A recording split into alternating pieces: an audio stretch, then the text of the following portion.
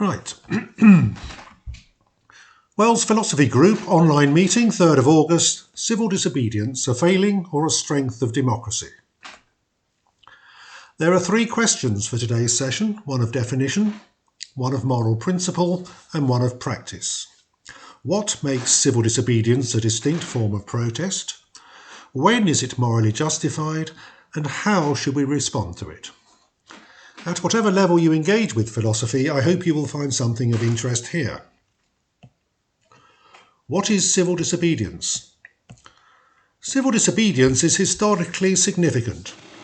Acts of civil disobedience have forced society to reappraise its moral standards and the state to reassess its policies. It has changed attitudes as well as the law, so is an instrument of social change. And there is a widespread belief that such change represents progress. The United States writer Thoreau coined the term civil disobedience back in 1848 in explaining his earlier private refusal to pay the poll tax. He objected to his money being used to wage a colonial war on Mexico and to prosecute fugitive slaves. Progressive thinkers since have expanded and refined Thoreau's individual conscientious objection to paying his taxes in order to embrace the wider range of protests that have emerged over the last 100 years or so.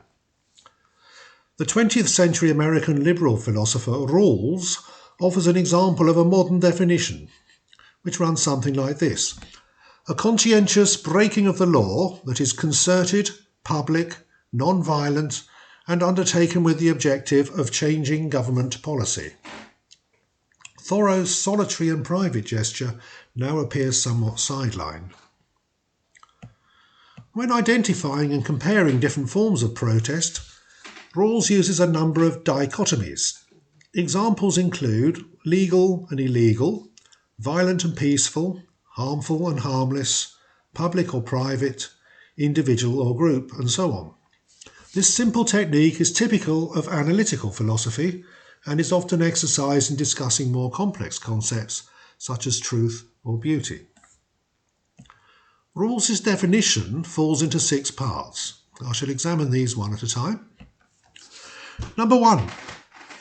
Civil disobedience is an act of conscience and undertaken for a cause. In other words, it is a principled stand. Freedom, equality, transparency, accountability, these are familiar forms and relate to a human welfare generally. The sustainability of the environment and the welfare of animals are also issues that inspire civil disobedience, suggesting that causes relating to human welfare indirectly, or to a wider range of things we care deeply about, also count as suitable principles. I sense that Rawls seeks a certain high-mindedness in his definition here. I'm unsure if he wants to include small local issues such as opposing a library branch closure or agitating for the installation of a pedestrian crossing. Are these excluded as candidates for civil disobedience? If people feel strongly enough about them, they might easily be presented as exemplifying something very high-sounding. A library keeps a local community alive, or a pedestrian crossing protects children's lives. So what is unclear is the sort of scale on which to assess an issue to decide if it qualifies as a full-blown matter of principle or not. Part 2 of the definition, Rawls distances civil disobedience from insurrection. Civil disobedience's aim is to change government policy and target the law-making branch, that is the legislature. Rawls's definition rules out revolutionary confrontation. Civil disobedience only targets individual laws or failings within the system of government. But we will examine Gandhi's salt marches of 1930. Gandhi planned non-violent single-issue steps as a means of overthrowing the British rule in India. And other civil disobedience protests have pursued direct revolutionary aims. Examples include the Egyptian Revolution of 1919 and the popular movement to oust the East German Communist rule in 1989 to 1990. Is Rawls right to exclude these revolutionary movements from his definition, I wonder? Rawls appears to confine his focus to within democracies. Certainly, civil disobedience tends to be more widespread and effective in democratic societies. Public opinion there counts for more. In non-democratic societies, where there are powers of arbitrary arrest, powers of media suppression, and so on, the strategy is far more likely to fail. But what is the essential difference between the suffragette struggles for enfranchisement within a limited democracy, for instance, and movements resisting autocracies seeking any sort of franchise? Perhaps it is more cogent and consistent to argue as follows. To seek the overthrow of an autocracy that refuses the franchise to its subjects may qualify as civil disobedience, but to seek the overthrow of a democratic government of enfranchised citizens will not. Does civil disobedience exclusively target national governments? It seems not. Civil disobedience is often aimed at other major power brokers, such as local governments, multinational corporations, universities, and so on. Even when civil disobedience does target the state, it might be only indirectly. Hunt saboteurs or anti-factory farming activists, for instance, aim their actions directly against those whose practices they oppose. So Rawls' definition doesn't cover here a distinction between civil disobedience on the one side and intimidation or direct action on the other. Some campaigners attacked targeted individuals. For example, PETA animal rights protesters who, for example, have sprayed paint on those wearing fur coats. These actions aim to suppress an activity and change attitudes without necessarily seeking to change the law. Is direct action civil disobedience? Maybe yes, maybe no. Perhaps violence or threats of violence are the critical factors here. Part the third. Civil disobedience breaks the law. Civil disobedience differs from legal protests such as authorised peaceful demonstrations. Tactics of civil disobedience include trespass, damage to property, disruption of everyday life such as obstructing traffic or occupying premises. The aim is to maximise disruption and to maximise publicity using a minimum of means. Civil disobedience is distinct from flouting regulations or refusing to carry out contractual duties. Examples of these include police refusal to intervene to prevent criminal activity, armed forces mutinying, or judges refusing to sentence convicted criminals. These aren't always clear breaches of the law in themselves. Strikes, go-slows, and working to rule are other forms of non-cooperation or refusal. Normally, they aren't concerned with matters of conscience, but sometimes they promote some important principle, such as gender equality. Should these be considered civil disobedience actions, or must they involve occupations or other illegal activity before rules would allow them to qualify? Part 4 of the definition. Civil disobedience is non-violent. Both reactionaries and progressives agree that sustained or widespread violence is contrary to the idea of democratic government. Violence also risks undermining the cause and alienating potential supporters. Protests might get out of control, provoking state accusations of riot, leading to reprisals, and inciting an escalation into vandalism and looting. So Rawls is anxious to distance civil disobedience from rioting, even though, like civil disobedience, rioting may be limited to specific demands such as the poll tax abolition. The distinction becomes muddied if the police deliberately or not turn a protest into violent confrontation. Agents provocateurs may provoke violence in order to undermine the protesters' non-violent intentions. They know they can discredit protesters in this fashion, allowing the state to claim justification in responding more harshly. Part 5. Civil disobedience is public.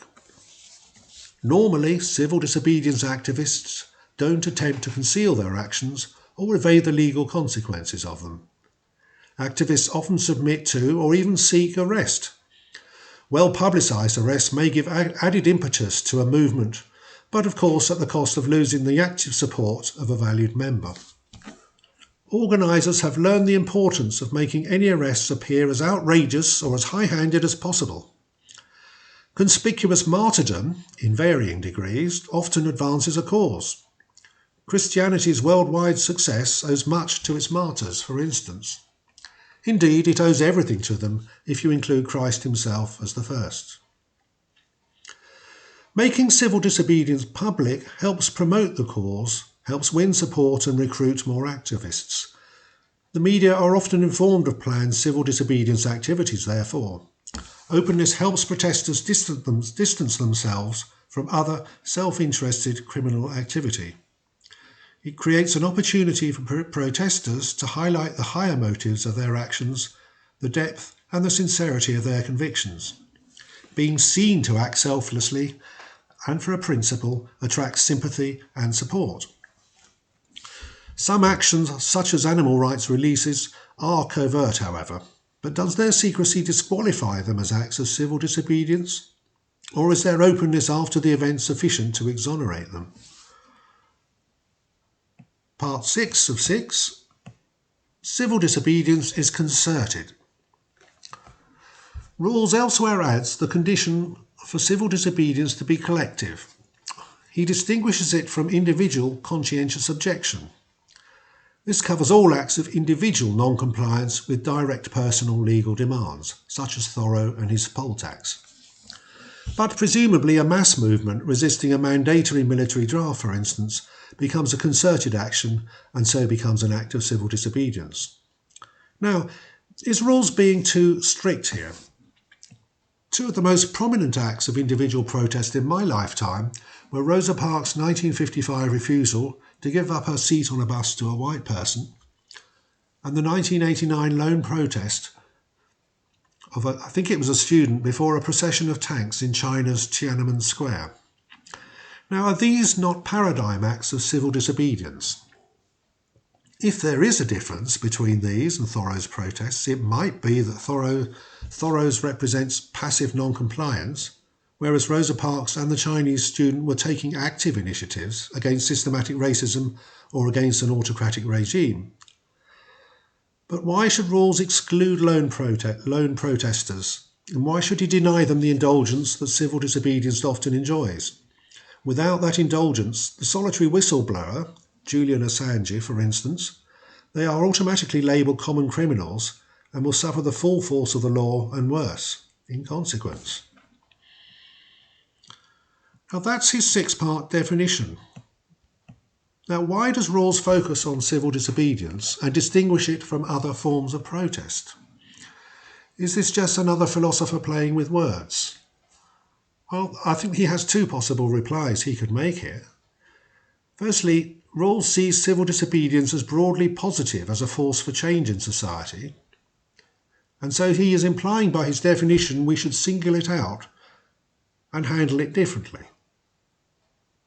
And secondly, without a definition of civil disobedience, the state will find it far easier to condemn all protests as subversive and suppress them indiscriminately. So I think Rawls might argue that definitions and distinctions aren't mere wordplay, therefore. Indeed, they may change the course of history.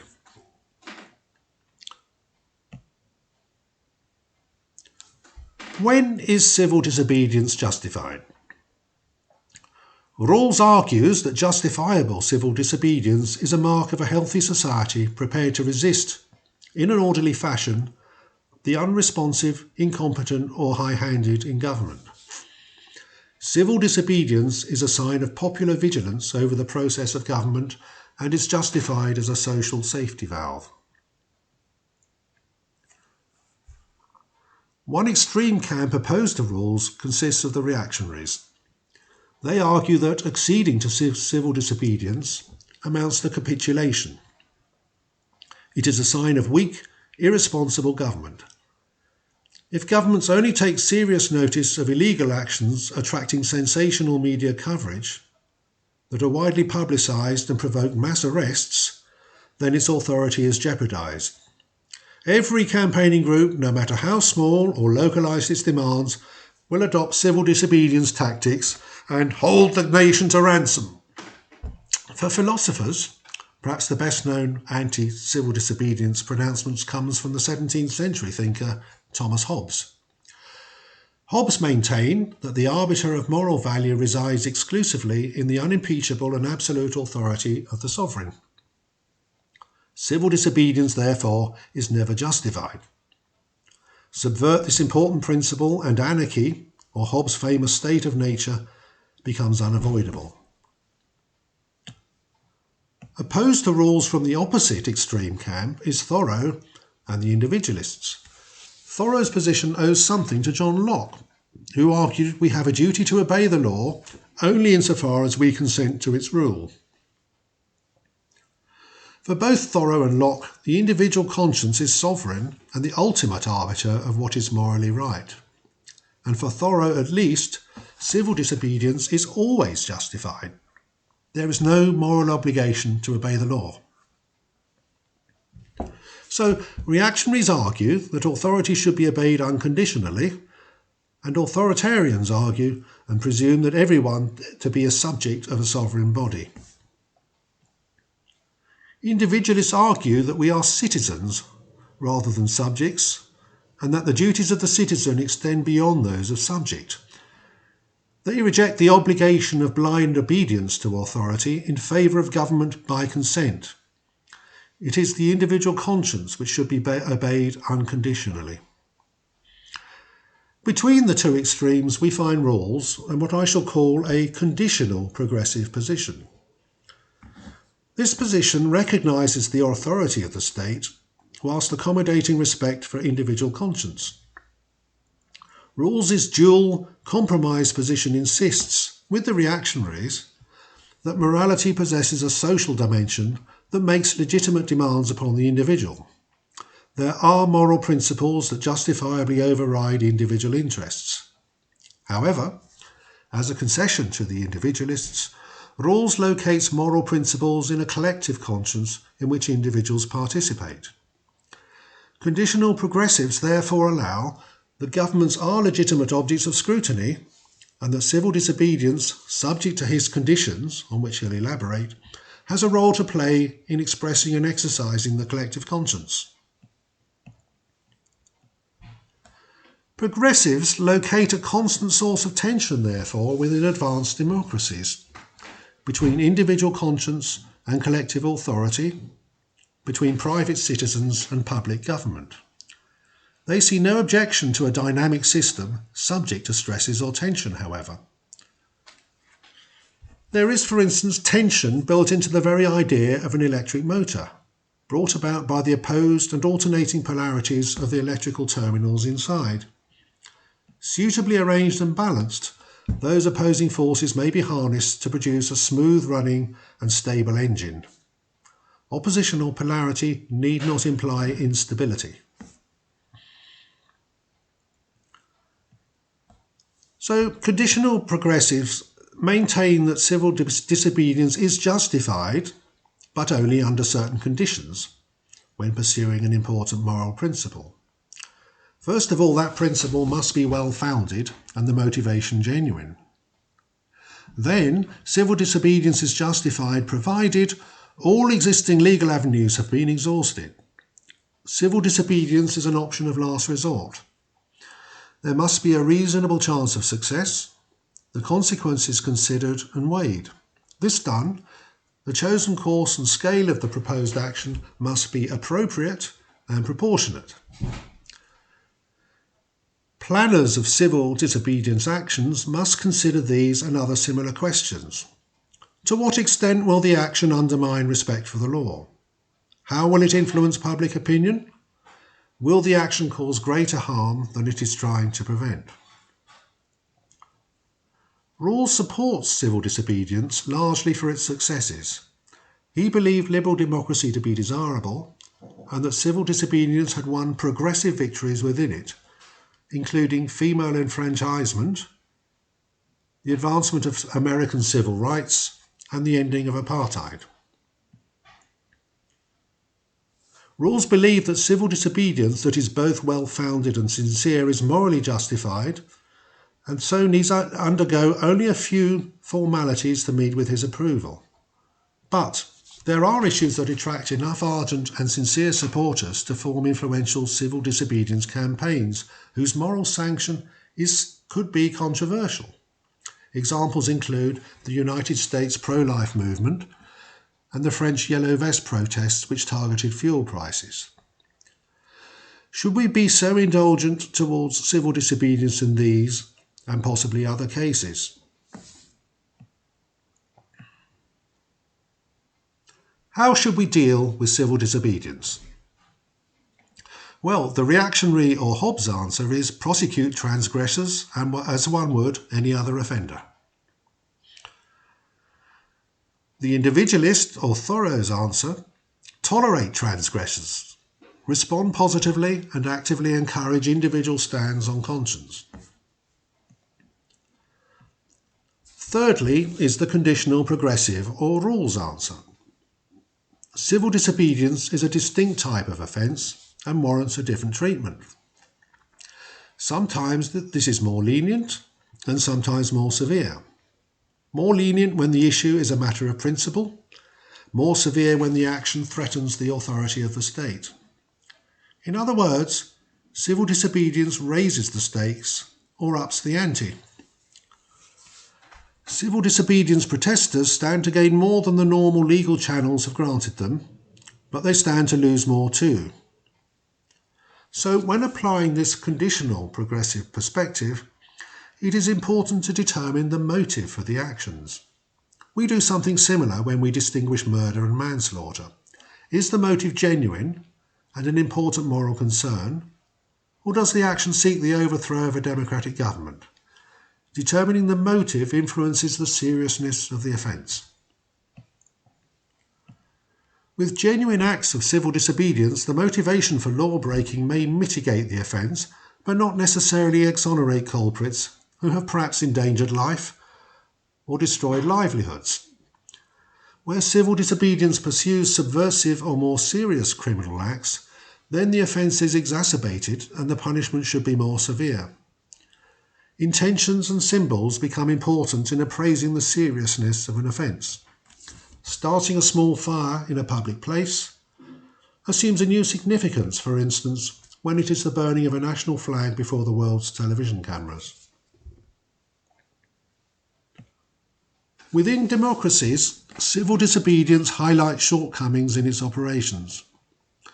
Examples include unwillingness to act at all, delays in acting, or the protection of its own institutional interests. Genuine civil disobedience exposes shortcomings in the mechanisms of citizen participation. This is sometimes called the democratic deficit.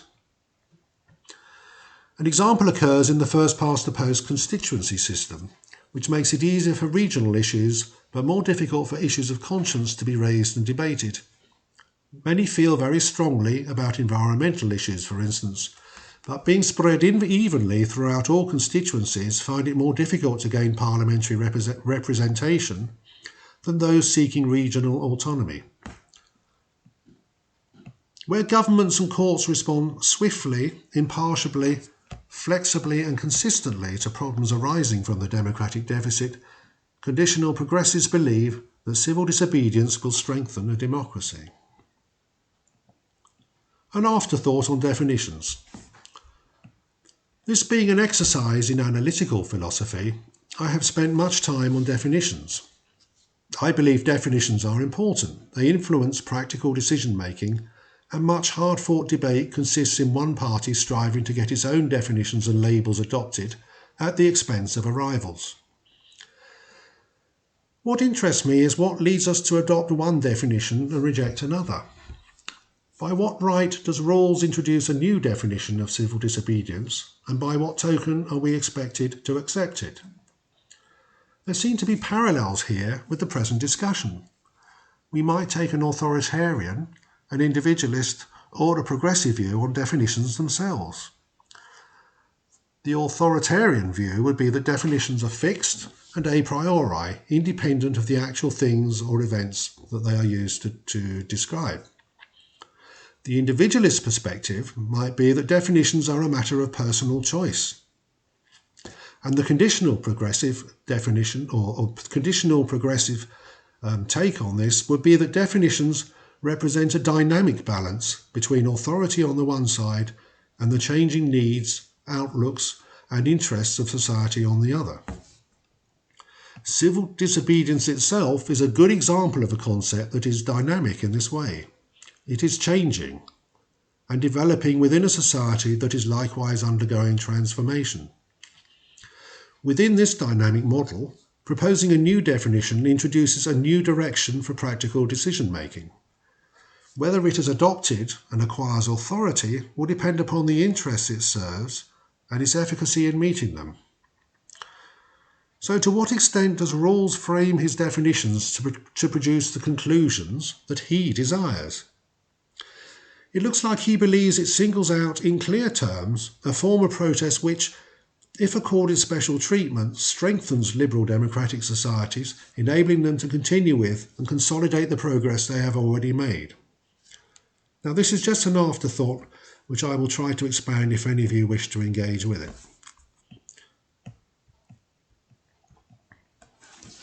We come now to the case studies. The first of these is the suffragettes. This provides an example of a political elite that failed adequately to address a pressing moral issue. It devised compromises deliberately to divide those supporting wider suffrage.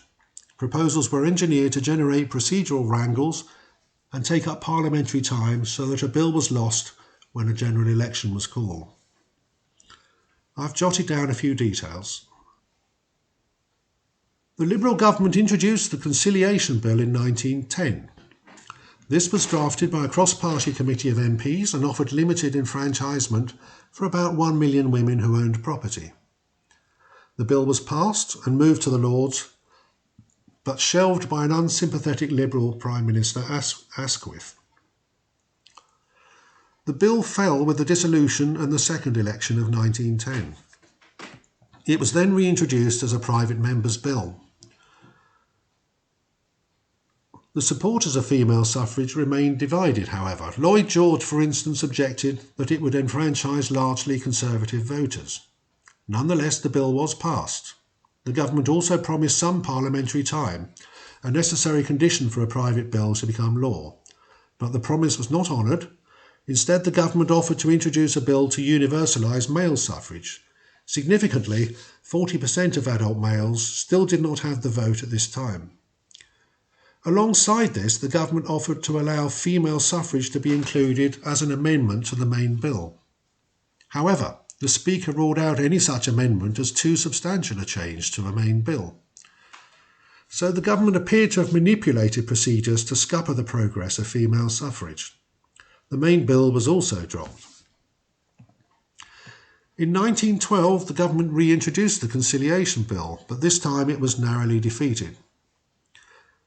Conservatives put party interest above tackling a pressing matter of principle and feared any extension of the suffrage. The Irish Party also withdrew support over procedural concerns, fearing the fate of a Home Rule Bill. The tactics of the suffragettes. In 1903, Emmeline Pankhurst led the breakaway Women's Social and Political Union from the moderate pressure group, the NUWSS. She organised more militant civil disobedience tactics. These included members chaining themselves to railings, setting fire to postboxes, the smashing of shopfront windows, the bombing and firing of empty buildings, including churches. In 1909, members attempted to storm Parliament.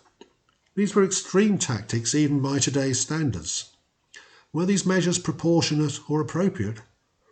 Or did they alienate public opinion? From 1909, imprisoned suffragettes began hunger strikes. Prisoner welfare was the responsibility of the prison authorities, and they responded by introducing forced feeding regimes. When this policy failed, the government brought in the 1913 Cat and Mouse Act, which permitted the temporary discharge of severely debilitated hunger strikers. In the same year, Emily Davidson became a prominent casualty of the campaign when she ran out in front of the King's Horse at the Epsom Derby and was trampled to death. The WSPU suspended its civil disobedience campaign in 1914 at the outbreak of war. Some contend that the suspension raised levels of support and helped bring limited suffrage to women in 1918. Had legal means in the end proved more effective than civil disobedience? Others contend that civil disobedience had secured the victory, but that the government had delayed implementation purely in order to appear not to have been forced to act and in order to appear not to have had its authority compromised. Could it be argued that more extreme acts of civil disobedience make it more difficult for governments to respond positively? Case study number 2, the Salt Marches. In 1930, the Indian National Congress, led by Mahatma Gandhi, led the Salt Marches in India. He had planned a 24-day march. His chosen target was the 1880s salt laws. These created a British-held monopoly in salt production that forced Indians to pay inflated prices for their salt, effectively imposing a regressive tax for an essential item that hit the poorest Indians. Gandhi's leadership exercised ingenuity in focusing upon a secondary issue that was a definite, attainable target which was universally despised. Claiming the moral high ground was an easy task for the INC, who could make the imposing British power appear ridiculous. The true target of the march was the Raj, the largely undemocratic British colonial regime in India. The march was groundbreaking insofar as it exploited the value of the emerging mass media in achieving their ends. Photographers and film crews carried publicity of events to the world. Making salt at various points en route could be seen as conspicuously and harmlessly defying the law and created advantageous photo opportunities.